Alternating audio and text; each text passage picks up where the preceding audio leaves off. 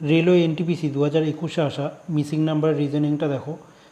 চারিপাশের নাম্বারগুলো দিয়েছে দেখো 8, 6, 3, 7 আর ভেতরে দিয়েছে কত 8/3।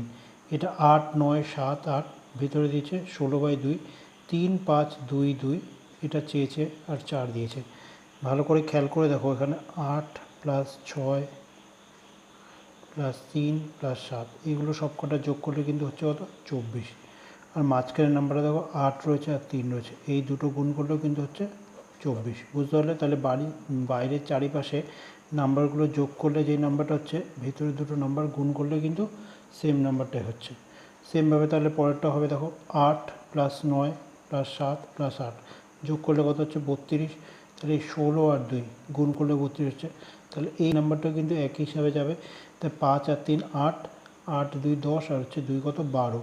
তাহলে ভেতরের নাম্বারটাও কিন্তু 12 হতে হবে। একটা নাম্বার 4 রয়েছে, তাহলে 3 যদি গুণ করি তবেই 12 হচ্ছে। এই নাম্বারটা কত হবে 3। অপশান ডি কী হবে অ্যান্সার।